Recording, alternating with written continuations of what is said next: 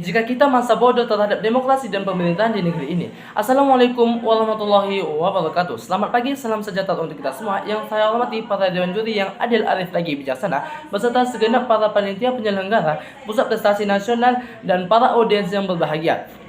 Perkenalkan, nama saya Aziz Irawan. Saya dari SMA Negeri 1 Bangkong, Kabupaten Nokan Hilir, Provinsi Riau. Sebelum saya masuki mosi kita pada pagi hari ini, saya akan mendeskripsikan maksud dari mosi ini. Di sini saya menemukan dua kata kunci pada mosi kita pada pagi hari ini, yaitu satu, apatis, dan dua, politik. Satu, apatis. Menurut Kamus Besar Bahasa Indonesia, apatis adalah acuh, tidak peduli, dan masa bodoh.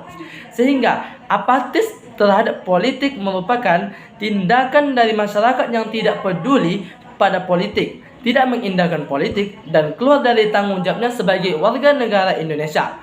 Sikap apatis terhadap politik merupakan sesuatu yang tidak bermoral, dan sikap apatis ini akan menimbulkan banyak sekali kerugian, baik itu untuk negeri maupun kepada rakyat. Apakah kita tahu kerugiannya? Saya dari tim Pro akan membahas tuntas lugas bahwa mosi ini harus ditegakkan. Yang pertama, apatis terhadap politik. Yang dikhawatirkan adalah saat ini apabila sikap apatis terjadi di kalangan anak muda, padahal anak muda sebagai cikal bakal penerus bangsa.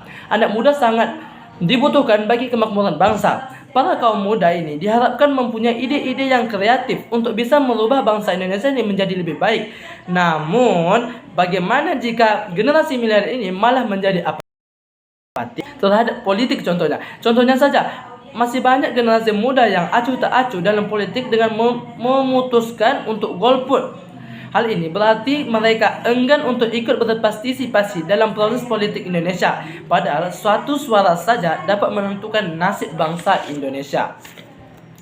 Dewan juri yang saya hormati, apatisme politik dapat menyebabkan tingginya angka golput. Kalau golput tinggi, maka tingkat kepercayaan dan kredibilitas calon terpilih rendah. Hal ini disebabkan oleh faktor internal dan eksternal seperti kurangnya wawasan dan kepedulian warga negara Indonesia terhadap politik, dan sebenarnya menentukan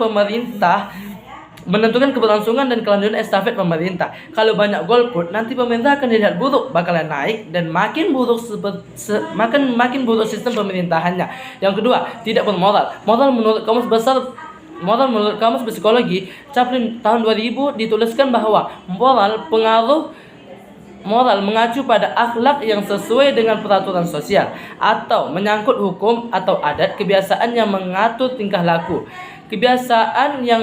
tingkah laku. Sehingga tidak bermoral terhadap politik di sini adalah sikap yang tidak seharusnya dilakukan pada politik, karena politik bukanlah hal yang bisa dianggap rendah. Sebagaimana menurut Kamus Besar Bahasa Indonesia, politik adalah pengetahuan mengenai ketatanegaraan dan kenegaraan.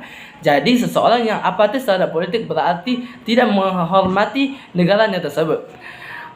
Berdasarkan ketentuan pasal 27 ayat 3 Undang-Undang Dasar 1945 menerangkan bahwa setiap negara berhak dan wajib ikut serta dalam upaya pembelaan negara. Bisa kita simpulkan di sini bahwa berpolitik adalah termasuk dalam upaya pembelaan negara. Jadi seseorang yang apatis terhadap politik secara tidak langsung tidak ikut serta dalam upaya pembelaan negara. Maka dari itu, saya dari tim Pro punya solusi cerdas bahwa di balik itu semua terdapat upaya yang bisa dilakukan dari segi pemerintah. Salah satunya adalah menyediakan akses dan fasilitas yang mendukung kegiatan politik. Di antaranya memberikan pendidikan atau sosialisasi politik.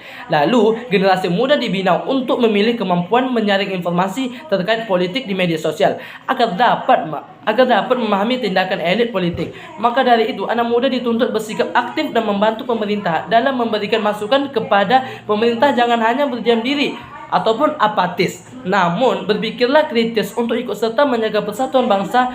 Jangan terpecah belah hanya karena pilihan yang beda, karena sebentar lagi kita akan memasuki tahun politik. Maka dari itu, generasi milenial untuk dapat selektif memilih calon pemimpin dan berani menolak politik uang atau yang bangsa masyarakat atau biasa masyarakat sebut serangan fajar.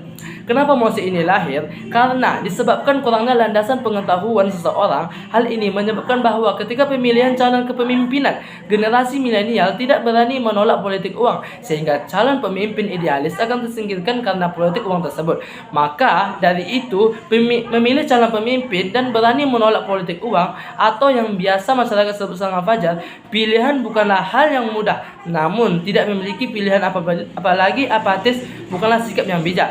Anak muda juga memiliki peran politiknya. Maka dari itu memilih calon pemimpin dan berani menolak politik uang atau yang biasa kita sebut serangan fajar tersebut. Jadi generasi milenial harus bisa menolak politik uang tersebut supaya negara ini terhindar dari sifat apatis. Baik, sekian dari saya. Assalamualaikum warahmatullahi wabarakatuh.